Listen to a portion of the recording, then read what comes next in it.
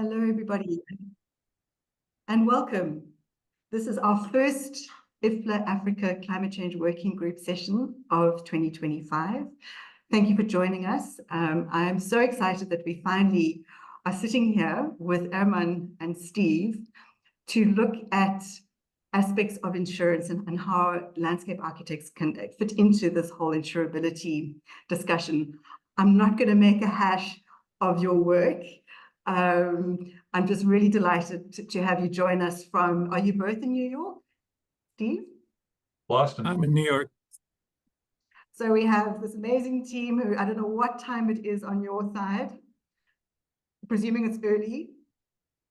It is before noon, but yeah, it's 11:30, not too early in the morning. Cool. Right, I'm going to hand over to you two, and then we will hopefully have some time at the end for questions. Wonderful. Yeah, so we plan to hopefully take no more than 30 minutes and then leave the rest of the hour for questions. And thank you very much, Tamsin and Sally. We're delighted to be here. My name is Arman and I'm a director at HRNA Advisors. And I'll pull up our presentation.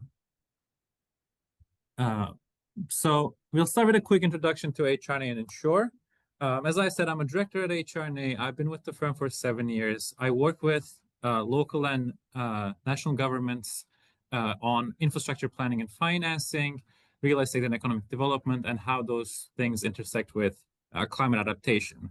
And HRNA itself is a real estate and economic development consulting firm. We work at the intersection of the public and the private sectors, and we focus on cities. We work on transforming and revitalizing urban environments by linking private investment and public resources to support communities' goals and aspirations. And we work across the entire world. I'll get into that in a second, but we have 6 offices. All of them are in the US, and we work in 350 plus cities so far. HRNA has almost 200 people. We work on 500 plus projects a year, and we all come from different backgrounds. I am an architect myself. My colleagues have backgrounds in planning, landscape architecture, law, economists.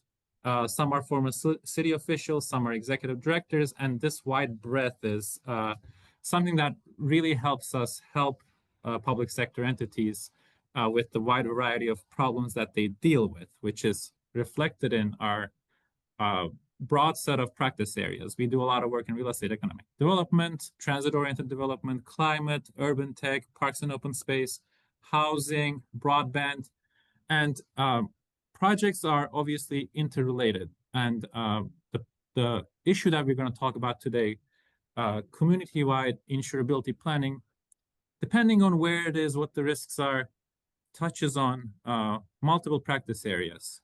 And that's one of the ideas that I think we want to leave with you today, because we look at community-wide risks that touch a lot of different components. And HRNA, as I said, working at the intersection of public and private clients, we have a wide variety of long-term clients that we worked with. Here are some examples from the public, institutional, private, and nonprofit sectors. Some might be familiar to this audience. And we have an international practice that is growing, and international in the sense means outside of the US, given that we are an American company. Roughly 10% of our work is international. And here's a lovely picture of Cape Town from the project that I worked on previously with Tamsin. Tamsin is a former client of ours. And over the last few years, we worked on roughly 40 projects in 20 countries. In Africa, we've done a fair bit of work in South Africa, Mozambique, Kenya, and Egypt. But this is a coverage of the work that we've done elsewhere in the globe as well. And international practice focuses on a subset of the practice areas that I showed you. One of the most common ones is climate and resilience. Our work in South Africa and with Tamsin I would put in this category. We work with the World Bank and the National Treasury, supporting 6 metro areas with climate adaptation investments and how to plan them, how to prioritize them. and Cape Town was one of the 6 metro areas that we worked in. And we also do work in rebuilding and recovery after disaster events and conflicts. We do urban regeneration work, and we do land value capture and transit-oriented development, more real estate focused work. But as I said, these practice areas usually support each other and intersect depending on what the projects are. So with this, I'll hand it over to Steve to talk about Insure. Yeah, hi everybody. I'm Steve Brandt, Chief Development Officer at Insure. Myself and my colleagues at Insure, we have long histories in the insurance industry, specifically here in the United States. So I've been in the insurance industry for about 30 years, primarily bringing technology to insurance carriers and the markets that they serve.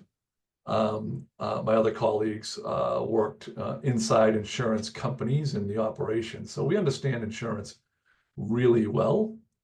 And our vision is to create insurance markets that work for everyone, especially in this crazy time of climate change that we're all experiencing and the weather events it brings to us.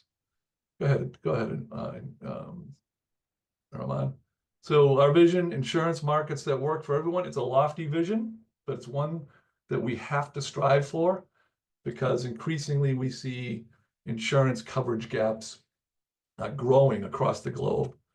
And we're on a mission. We want to create a world where even the most vulnerable risk owners have the ability to manage their own insurability and take control of that from what has been an insurance industry where we've relied on way too much to do it for us. And today with climate change, we're seeing the need to be much more involved in that process. Whatever.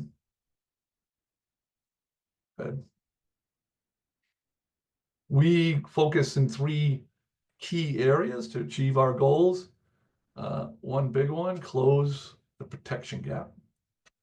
Facilitate community-wide resilience. And with community-wide resilience, you should be able to get community-wide benefit for that. We work hard to help accelerate the transition to low carbon economy so that we don't have these storms in the future. And we're wherever possible promoting nature-based practices to help with all of this. Go ahead, Armand. You can change. What we do specifically, and you're going to see some of this today, we use what we call a technology that we're developing. It's called the Total Cost of Risk Simulator. And really what that helps us do is work with communities as they do their insurability planning. More specifically, allows us to baseline their true risk, their true cost of risk, and then use that baseline to go forward in scenario-based planning around insurability, infused in their community's motion with economic development planning, infrastructure planning, and resilience planning. That can lead to insurance programs like community embedded insurance, which we see more and more interest in community-wide insurance programs that allow us to build these programs that these communities can control themselves. InsureCore, I'll point to, is an interesting development which you all can join and become part of. It's really directed to take the next generation of insurance professionals or anybody interested in the issue and bring them along and have them prepare themselves to really help going forward. Go ahead, Armand. So this is our vision for the insurance industry. This is how we believe it needs to work now and into the future. Hyperlocal insurability projects where communities are taking control of their own insurability planning really create demand for innovation. The insurance industries need to change. They need to innovate. We need to help them do that and demand that kind of change. And that will push that demand up and out from the community, bottom up, if you will, into the industry's hands where they will then in turn codify those changes and then start pushing them from the supply side back into the markets. This does require catalytic capital, different types of capital stacks like large regional or cross-government insurance pools to really energize local markets and energize the type of innovation that's needed. InsureCore, I mentioned earlier, is something that anybody across the globe can join and kind of see what we're doing, follow our progress, and participate in it, as well as share and help grow our legion of supporters. And if I may add a plug on Steve's behalf, you don't have to be an insurance professional to join. You can, if you consider yourself an adaptation professional, you're most welcome in InsureCore. And I'm a part of it. It's a lot of great programming as well. So with that, we will get into the main topic of conversation. So what brings HRNA, an economic development and urban planning and real estate consulting firm, together with Steve's group, Insure, who are insurance professionals?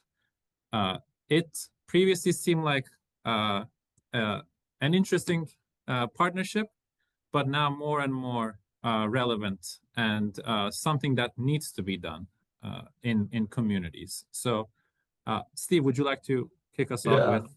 Yeah, I mean, the tagline is, business as usual is no longer possible. I mean, so much change is happening because of climate change. The protection gap is real, and it does threaten the globe's economic prosperity for sure. As temperatures increase across the globe and weather disasters become, if not more pervasive, they're certainly getting larger and larger and more damaging.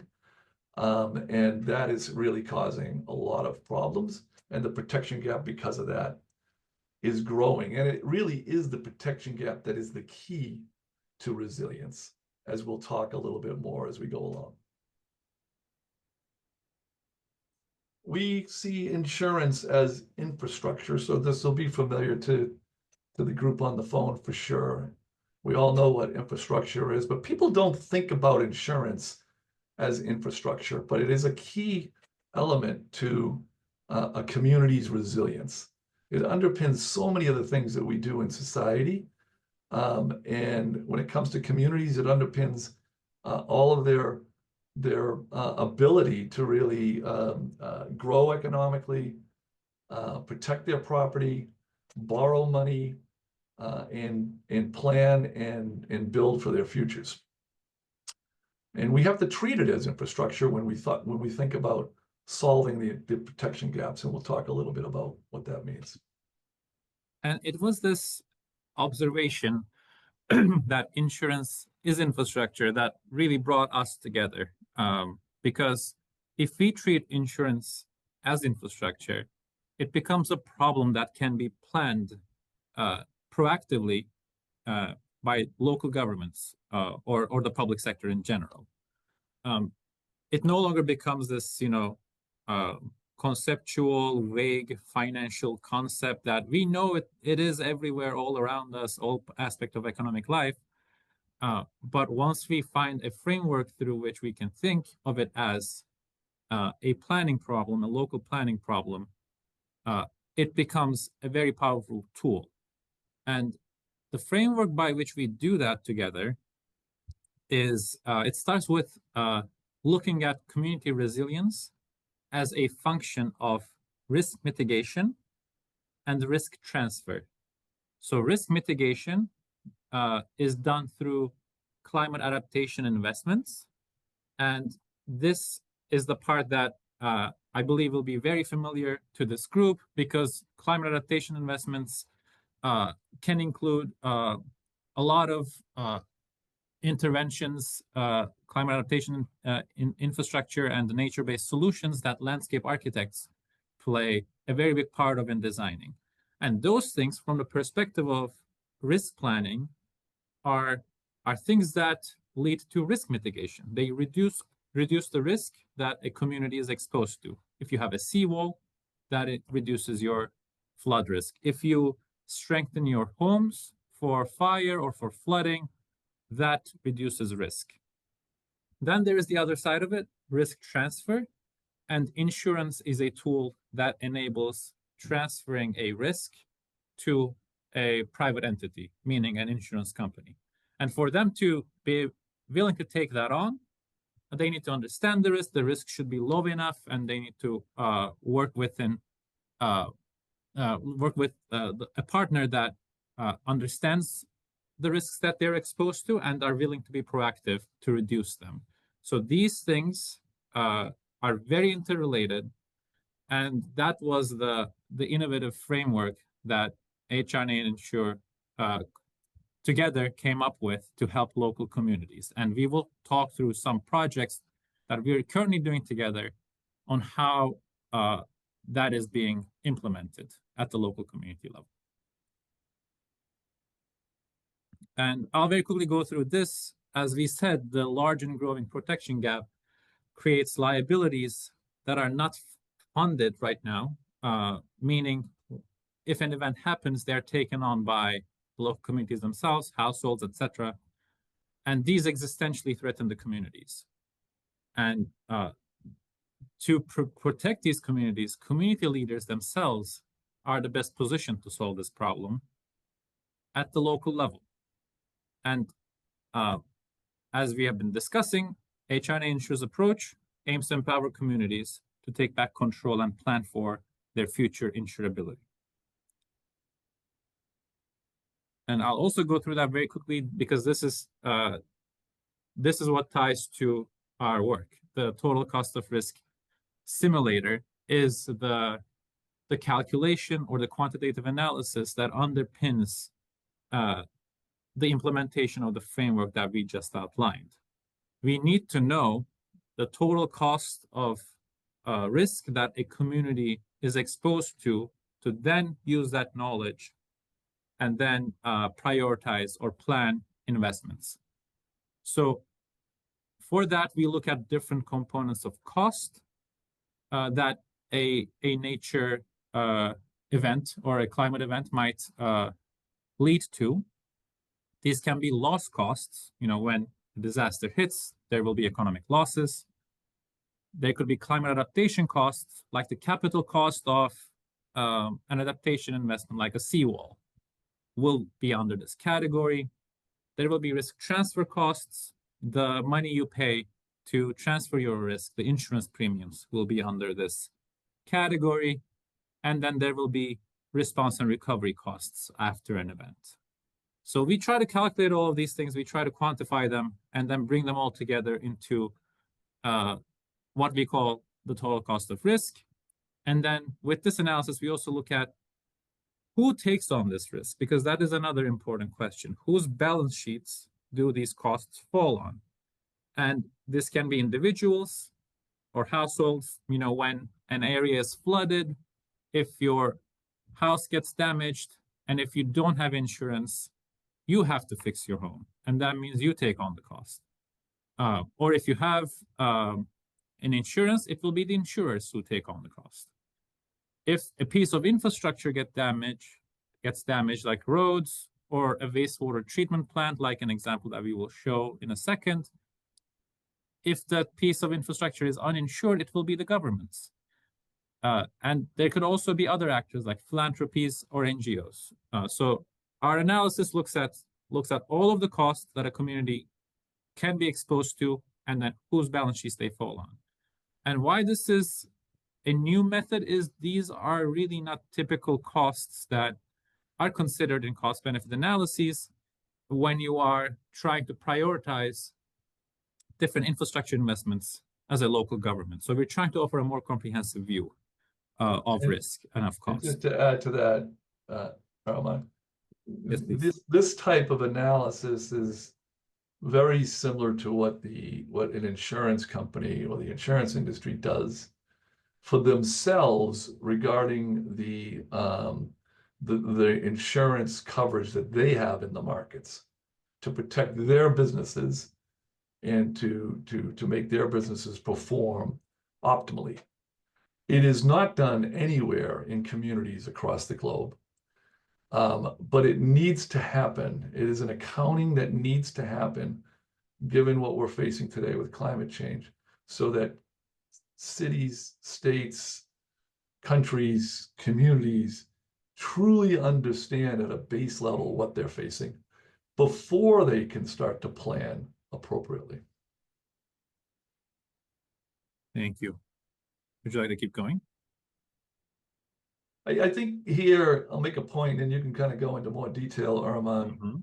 What we've done with the total cost of risk method is we've boiled down what resilience is. Resilience is kind of this, nebulous term, if you will. Everybody knows what it kind of means, but how do you quantify that? How do you measure resilience? How do you say I am the most resilient I can be? Nobody really, talks like that. We've got it down to a specific metric, and the true measure of resilience is the uninsured average annual loss cost. That really is the protection gap. Simply put, the lower you can get your protection gap, the more resilient you are. To take it to an extreme, if you have no protection gap, you are as resilient as you can possibly be. And the reason that is because the only way you can lower protection gaps is if you physically lower the risk of the hazard. Because by lowering the risk of the hazard, you then make insurance more affordable, and you can buy more of it and cover more people. And it's that relationship, that financial relationship, is what insurability planning is all about. The value that's created from lowering risk being used to do to reduce coverage gaps, and then as well more resilience. And that balance and that optimization between those two pieces of the puzzle that Armand mentioned earlier is really what insurability planning is all about.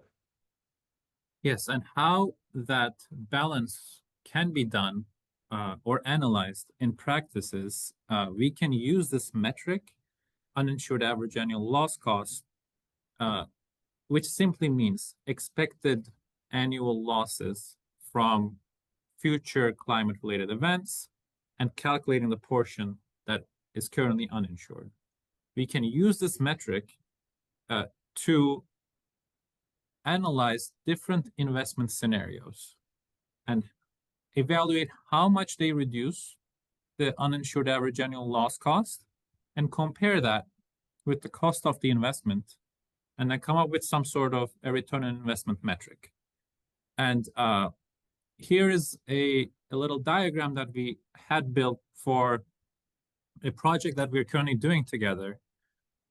And you can look at this as a 4x4 matrix, at each square indicating a scenario, starting with the do nothing scenario. You don't do any climate adaptation measures or insurance measures. You do not reduce your uninsured average annual loss costs at all. So that's where your starting point is. And then you can evaluate different scenarios of investments. Like, do you just do insurance? How much does that reduce your expected losses, protection gap, as Steve said, and what is the cost of that? Do you combine your insurance with, let's say, if we are looking at this in the concept of a sea level rise or flooding, do you combine insurance with a big piece of investment in a seawall, let's say, along a waterfront?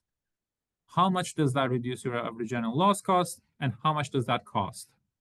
This might not be the best return on investment, so you might land anywhere in this matrix, but looking at planning process through the lens of this metric, we are able to make or provide guidance to make these decisions that are more risk informed than they would be with typical methodologies. And we are currently doing this in some pilot communities across the United States. So we are working in Virginia, California, Hawaii, and Massachusetts. And we will get into more details about the projects we're doing in Virginia, which is focused on riverine flooding. And we are working with a very small pilot community of 2,000 people. We'll talk more about that project in a second. We're working with the city and county of Honolulu. And this project is specifically focused on climate-related impacts on city budgets. So we'll talk about that. And Steve, would you like to talk about the California and Massachusetts one? Absolutely. And the common thread across all of these pilot projects is there is insurability planning happening, and there are adaptation or mitigation elements either happening as well or being proposed to happen or contemplated to happen. And we're calculating what those adaptation measures will result, what kind of value will result from them that can be then used in the insurance markets to close protection gaps. In California, that is around wildfire. We're working directly with the Cal Fire, which is the state California fire department, and we're working with the Department of Insurance in California as well. As there is millions of dollars being spent to harden homes currently right now in California. We're looking at all of the work that they're doing to harden those homes, all those mitigation steps, and trying to establish for them really what the value of that is and how that can translate into lower insurance costs or more availability of insurance. In Salem, it's very similar. Salem is looking to implement a home resilience audit for coastal flooding, where we will analyze large swaths of coastal residences, home by home, to determine what their risk is, both at the home level, their total cost of risk in a storm, and then what kind of resilience measures they could apply to their home to affect that risk and make insurance more affordable. And we'll do that as well at the home level. We'll do it at a larger community level and do the same exercise to inform if Salem decides to do that across their whole community. So very exciting kind of groundbreaking type pilots. And we'll do all of that utilizing what Irma is going to take you through right now, which is the total cost of risk simulator, which we're actually building in development right now and building it through that first pilot in Salem, Massachusetts. And I will switch over to a web page where we have a demonstration of that tool. And Steve is going to talk through, and I'll just click through. So, Steve. Yeah, so this is a good demonstration of the tool that we are building. It allows you to kind of look at a region, community or larger, and draw an outline around the area in that region or community that you want to focus on. So build a boundary, and the system will then focus on everything in that boundary. And you can look at formally defined municipal boundaries. You can pick a radius, or you can draw your own. Here you can then do some scenario-based stuff. Okay, what kind of event am I concerned with? Is it flooding? Is it fire? Is it drought? Is it multiples? Let me kind of create that on my own. Or what are the most common things in my region? Which ones do I want to point it at? Or you can pick historical events that have happened in the past somewhere that you want to say, hey, if that hit my community or this region or this boundary area that I've outlined, what would that look like? So you get to choose kind of the hazard scenario if that suits your needs. And then you can kind of adjust it. You can play with it a little bit. So how much rain actually fell? How much wind? What was the actual wind speed? What would the snowfall amounts mean if it's a kind of a blizzard? All of these things can kind of be tweaked. So you're kind of taking that earlier scenario and you're tweaking it to your own liking based on your local knowledge. And then you run that simulator. Do some little extra tweaking and go ahead and run the simulation.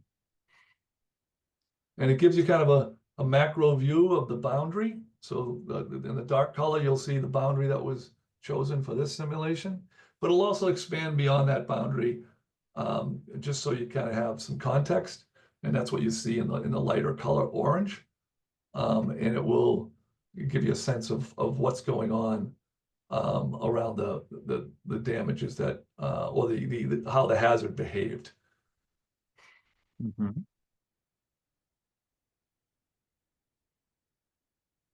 And you can overlay additional risk factors, continue playing around with the simulation. Exactly. This is an important one. What's that? Sorry, Armand? This is an important one, that highlights. Yeah. Here it starts to get into what kind of damage did the hazard cause? What kind of damage did it cause to the communities? Residential damage, tax loss, business interruption. All of these things get looked at, infrastructure, roads, bridges, as part of the total damage of the hazard.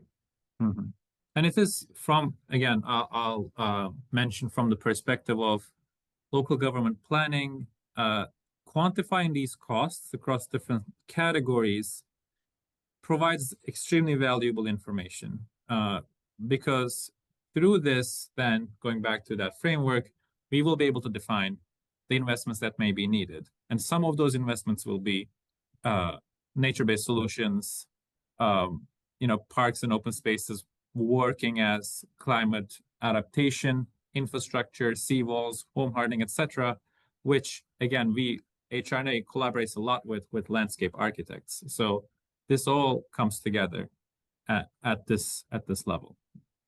You can see the mitigation recommendations down below. Yes. And here is, kind of more detail around the level as we're starting now to drill in, right? How high was the water? How serious was the wind? What is the damage associated with that? What is the risk to losing power? I mean, really kind of drilling into what actually can happen and what's the likelihood of that happening. And then drilling in further into the particular home, where you get address level assessment of the property damage, and then the suggested mitigations that may help you avoid that in the future. So this is a tool that Insure has been building, and we are deploying in our pilot communities. And now we are a little over time, and we want to leave some time for discussions. So I'll go through the other two projects we are currently doing together very quickly, where we are testing out this approach as well.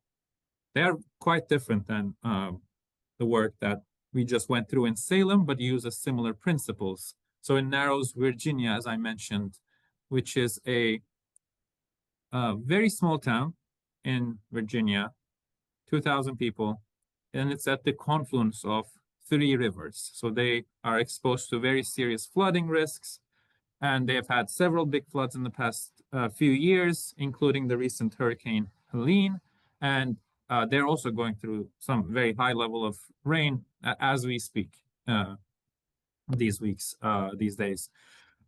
So we Insure is a team led by Insure. We partner with Stantec and won a challenge last year called the RISE Riverine Community Resilience Challenge to test out this approach. And Narrows was selected as a pilot area, and as opposed to looking at all of the risks across the community, we are focusing on a specific asset that is important to the community, which is the wastewater treatment plant. And it's vulnerable to flooding, was impacted by the past events because it's right by the river. And we are helping them understand, using the T-Core approach, that the wastewater treatment plant getting impacted by the flood, how does that create community-wide impacts? And how can we use this information to justify investments or prioritize investments in the wastewater treatment plant? Because they have a few different options that they can approach this with. And here's where the treatment plant is. It's literally right by the water. And here's a picture of what happened in one of the previous flooding events. And the water came up to this level of the generators, and they were literally saved by luck that the wastewater treatment plant did not go fully offline, and they were only a few inches away from that. So to prevent that from happening in the future, they want to repair the wastewater treatment plant or build a new one in partnership with a neighboring community who has similar problems.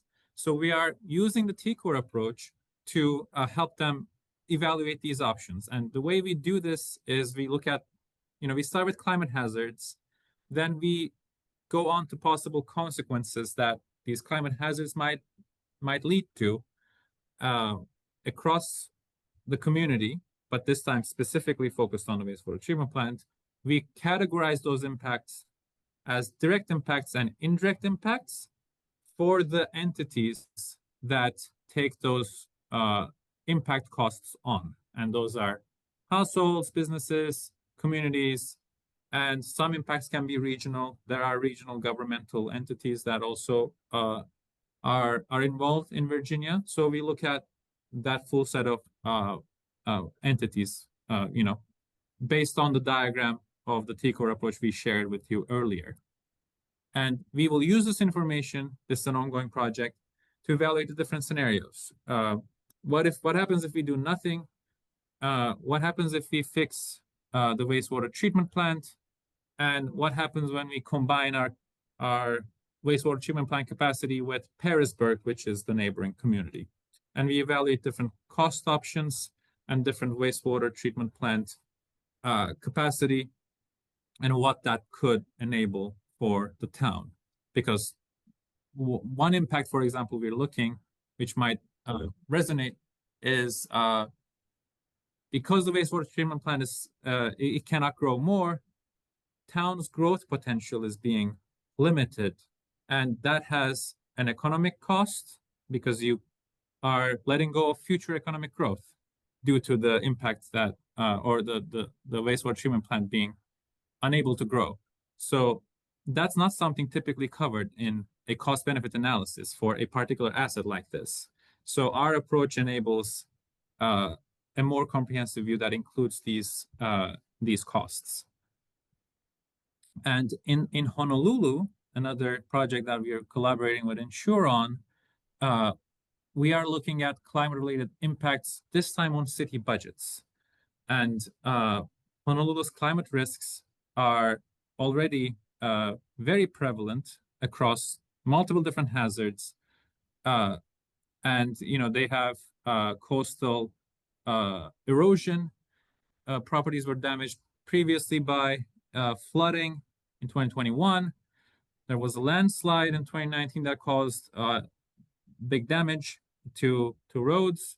And recently, the very big fires that impacted Hawaii, the different county, Maui, it led to a whopping $5.5 billion of damages.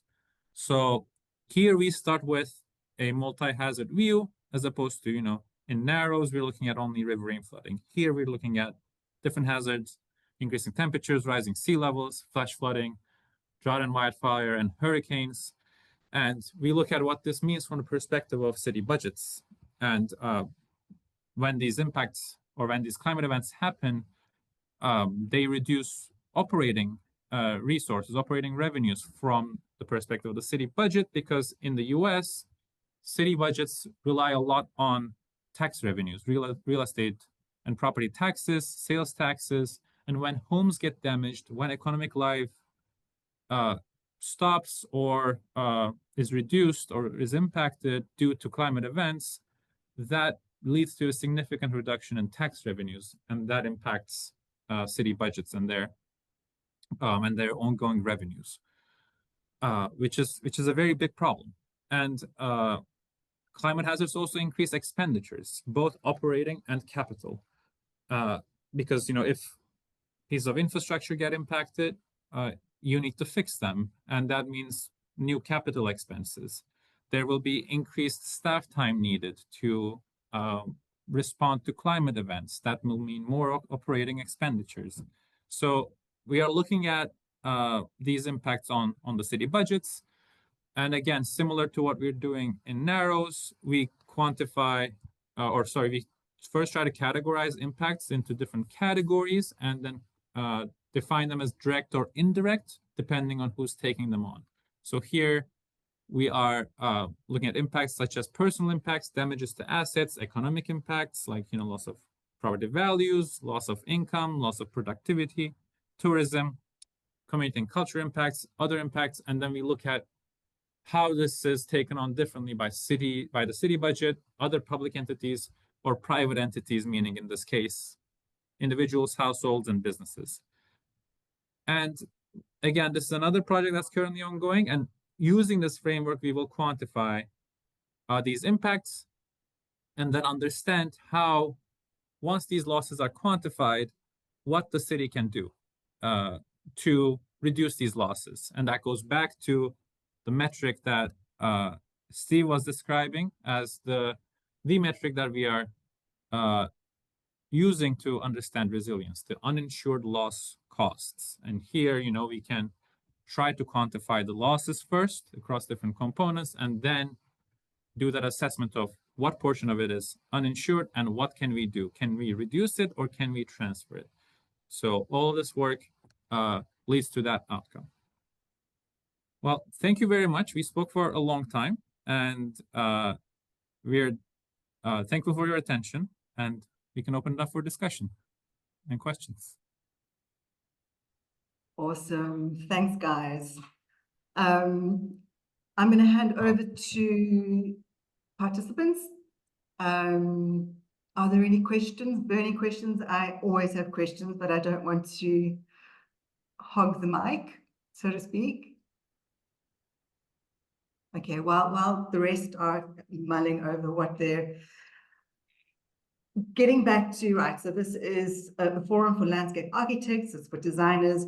I can see so many uses for this tool in terms of starting to motivate for climate adaptation projects. Has it been, I mean, it sounds like you're still in the testing phase and the development phase. Do you see this being something that we would be able to use as a way of motivating for particular projects, climate adaptation type projects that might be flood related? Steve, I like that you guys had that fire, the wildfire, as part of the risks that you consider. Cape Town, we had a really big fire a couple of weeks ago. It's a constant threat to city, well, small C city properties. And Steve, what are your thoughts on how do we as landscape architects, as designers, as the custodians of public space and the public realm start to use the tool? I can start, and Steve, you can jump in with additions. Sure. Our approach that we have been working on is intended to do just that, Tamsin.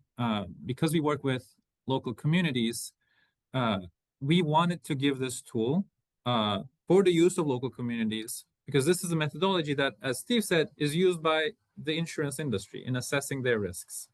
And given that these risks are now so impactful that they are impacting every aspect of local government planning and economic development, and also infrastructure planning, which I think is the piece that the intersection with the work that landscape architects do and that HRNA does is connected.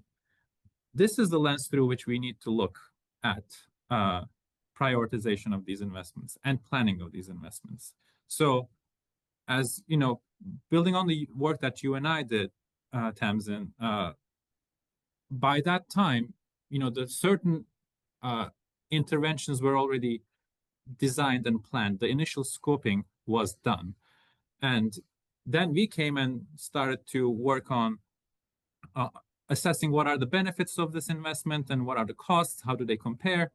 But at these initial design and scoping stages, this tool can be very useful to quickly assess different options of a project that you might be working on, whether it's a seawall, whether it's a park and open space that has that capability of assisting with climate adaptation capacity, or you might be looking at, individual building level retrofits or hardening.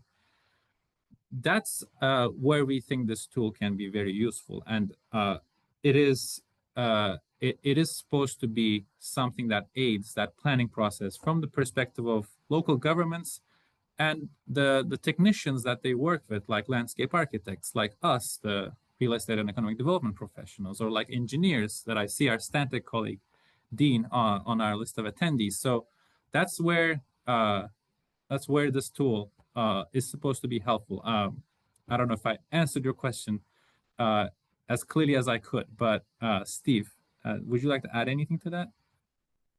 No, I think you said it well, Arman. I think it's especially if you're in a market where the insurance issue is prevalent, right? And communities are looking for ways to fund these types of projects and they're really concerned about their insurance caps. The tool, and I think as you're planning is the best time to use it, but it doesn't mean you can't use it after the fact either, to really, again, determine how well you did, one, and then, what more can you do? But the key at the end of the day becomes the value that you're planning, the value of that infrastructure that you're planning to do, the work that you're planning to do. What is it? What is it that you are actually doing financially that will affect the insurance landscape in that community? That piece there can be critical and can be really game-changing for a community when they're in this process. And that's really what the tool is designed to point you towards. Thanks. I mean, Aaron, I don't know if you remember, so we worked on a little project in Cape Town, and it was a land value capture approach that was applied in the end. And I have to admit that I was a little bit disappointed because it didn't measure the resilience dividend of that project. And at that time, we didn't have this tool. So I'm wondering what would happen if we were to go back and put the project through the tool to see what that resilience dividend now turns out to be. So it's fantastic that we now have the tool. Yeah, I don't know, what are your thoughts, Aman? No, I mean, I feel the same way about some of the projects that I have worked on in the past. Like, I wish I met Steve a few years earlier so we could have done this together, because it is a lens that is missing. And we look at it usually from the financial aspect, specifically the costs of implementing a measure of infrastructure or an intervention. And we are limited to the typical metrics that we look at when we are assessing costs and benefits. And in the US, there are standardized methods to do that. Similarly, internationally, there are standardized methods that the World Bank uses, for example.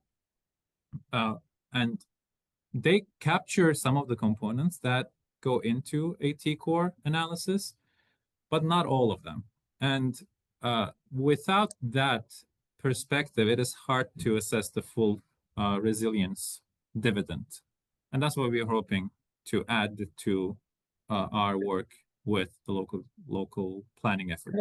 And I think there's a thought process, Tamsin, that that needs to happen with communities, because nobody really thinks, to Armand's point, it's a lens that nobody really thinks about. And you know, if you're in a community where you have 50 or 60% of your population or buildings or infrastructure or whatever it may be isn't insured, then that community is the largest insurance company there, because they're going to pay the bill. And when communities start thinking like that, it really makes a difference, because there's power in that they don't understand that they have. Because when you lower the risk and create that value, that dividend, I love the way you say that, the dividend, how it gets used can be determined by the insurance industry in the form of insurance discounts, where they will, you know, most often take most of that dividend and pass along a smaller portion of it. Or a community who decides to build a program where they are, for lack of a better term, self-insured, and they set themselves up that way, they can realize the full benefit and realize it immediately, because, you know, they're the ones determining that, and they know their risk better than anybody else. So an insurance company is never really going to kind of get down into a community level, elbow with you, and really understand the risk that's apparent in that community. Your community planners know that. Your community public officials know that. The residents know that. So they're more apt to say, hey, look, that infrastructure project that was just done for us, that's going to lower our risk, you know, to a percentage that the insurance industry will never recognize, but we will, because we know it's the case. And that can make a huge difference. There's a question in the chat about the link. Can we put a link to the tool if it's available? Or we're constantly evolving the tool, but I think that could be possible, yes. Cool. So here's a question for you guys. I mean, America is a very different context to most African countries, where we have, you know, hybrids, formality, informality, and you can be sure that there are high levels of uninsured investment. How do we start to, and which often puts the responsibility on the local government to then, you know, build new homes when there's flooding, etc. And I see one of my colleagues on the call, Richard, you're welcome to jump in if you feel like it, from stormwater management. You know, so we have quite a different context here. Discuss. What are your thoughts? Yeah, I think that's real for sure. It also opens, what we don't have here in the States is a feeling of the ability for the public sector to do these types of things.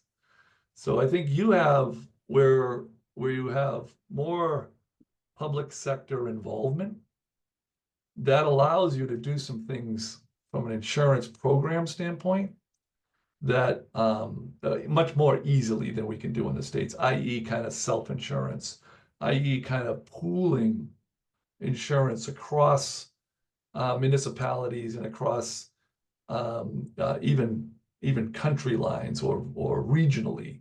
So looking at risk as more holistically across communities and saying, hey, what kind of, if we're already on the hook for most of it, how can we structure ourselves financially to be able to address it with real insurance coverage?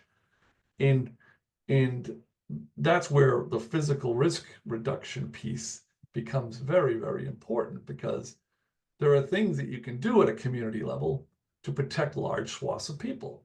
So if you're making in those types of investments, that should unlock a lot of the financing needs that are required to make those coverage gap investments, and build pools that become attractive to outside investors that can actually catalyze and grow on their own as well. So that type of thinking, I think, is probably more prevalent where you are and across the globe than it is in the US, where we have a hard time getting that message across here. We were doing a little bit of homework before we joined, and Steve found the African Risk Capacity Group that's led by the African Union. For example, there are interesting piece of infrastructure that's already in place, or like institutional initiatives that are currently lacking in the United States. You know, they might be resource limited elsewhere, like outside of the US. But we are seeing room for creativity or, you know, creative pilots internationally. Cool. Sorry, I just realized that none of the participants could actually speak. Oh. Or even put their hands up. You had them sitting on their hands the whole time. Richard, I've enabled your speakability. Please do jump in. Oh, thank you. I thought it was my dumb IT skills. I just wanted to know, how would you go about areas that we already know are at a flood risk? In Cape Town, we have a lot of areas that are now historic or under floods now because of post-development from when certain areas were already built. So I don't know, that might be quite a difficult question, but I'm just asking how you would deal with it from an insurance point of view, because some of our insurers are slowly starting to pull out of insuring those people. Thanks. Yeah. And thanks, Richard. We deal with that quite a bit here in the States, and you know, as you can imagine, the communities that get attracted to us here in the early days are the ones with the biggest problems. So we see that, and you know, look, you know, we go through the process. It's an investigatory process, the TCOR process. Understanding the total cost of risk will expose all of what's involved in that, right? And lead you to the answers. What will make those properties more insurable, and how much more insurable it will make them? But it can also lead to answers that are unpopular, and maybe very obvious to people, but hard to talk about. And it will give public officials the tools and the data and the understanding to be able to communicate those hard truths, but also do things that may allow for incremental progress, while the destination may be very, you know, stark. Things like public policy, building codes, land use policy, disclosure laws around selling property, things that can make it harder incrementally to continue to build or rebuild, while allowing, you know, the residents of those areas to you know, to continue living there, and maybe even getting some coverage. Or it could go, you know, incredibly well, and we find out what mitigation is going to allow them all to have insurance and stay there forever. But there's a thing we call managed retreat here in the States that is real, where look, there's always going to be certain areas where people shouldn't build, and we've been building for decades. And that's part of the problem. It's part of the issue. So it's not a silver bullet. There's no easy way out of this problem. But knowing the truth and having the information to support that and support those conversations is a first step in the right direction. And Steve did a great job. And I only one small addition. And based on what he said, as you can hear, like initially, like the reactions that we get were for areas like that, high risk areas. Oh, will there be an insurance solution that will save this area? That's not necessarily the end goal of this exercise. It is to understand the risks and come up with a list of things that can be done. And sometimes it might be possible to live in that area that is very high risk. But after we go through the exercise, we might realize it is so high risk that maybe the managed retreat option is the only one. And the exercise gives you the data points and the information to have those difficult conversations. Guys, And then we're at time. It's 32 minutes past. It's fascinating. I admit I don't understand all of it, but I'm comfortable with that. And I'm comfortable that experts such as yourselves have built the tool and are continuing to improve the tool. It's awesome work. I just think from a landscape architect's perspective, where we often are unable to make a numbers-based motivation for our work because it's seen as a nice to have or beautification, to have like real numbers that we can attach to that work is a massive opportunity to accelerate and progress climate adaptation projects, which is what our work largely is. Mm-hmm. Would either of you, I'd love to have a comment back from either of you, last comments before we close. Maybe Steve, just because I can see you first, and then Ermin. Sure, absolutely. First of all, thank you. Thank you, everybody who joined today. And if you're still on, thank you very much for hanging in there with us all the way through and the questions. And certainly, thank you, Tamsin, for setting this up and inviting us. And look, I mean, we are the world is in facing a crisis like we've never seen before in our human existence. I guess maybe we have, but let's say the last thousands of years, how many years it's been, and it's a hard one. But there are things that we can do to move forward and take control of our situation and make insurance an important part of that. In fact, I think it's the linchpin to taking control. And it all comes down to who controls those levers. And it is the communities, land use, building codes, infrastructure decisions. Those types of things are what drive risk reduction. How you make those decisions drive risk reduction or the opposite. And so planning, insurability planning infused in the continued motion that all of these communities have around economic development planning, infrastructure planning, resilience planning, will help show the way forward.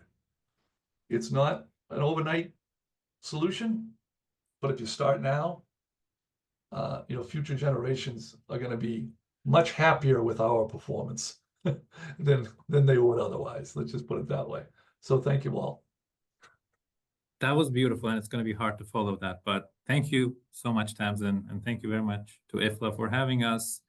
And as Steve said, we hope that this idea of proactive insurability planning adds to the toolkit of you guys, of landscape architects, because it really brings together the work that you do in the planning of risk reduction and climate adaptation. It's the work that you guys do around, very, very concrete pieces of projects like, seawalls, open spaces, climate adaptation related nature-based solutions. Our framework is meant to enable that work. So an understanding of this framework hopefully serves you and then serves the communities that you work with. That is our intention. Wonderful. It's so lovely to see you guys. I always invite the participants to turn their cameras on at some point, just so that we know that everyone's a real person. I know there's one AI something in here, but just to say hello and good evening, good morning. Thanks for joining us. And I'm going to be getting in touch later because I'm curious to try it out. I want to see how we can really demonstrate, will continue to demonstrate the value of the tool and this approach to accelerating climate adaptation. Thanks everyone again. Have a lovely evening.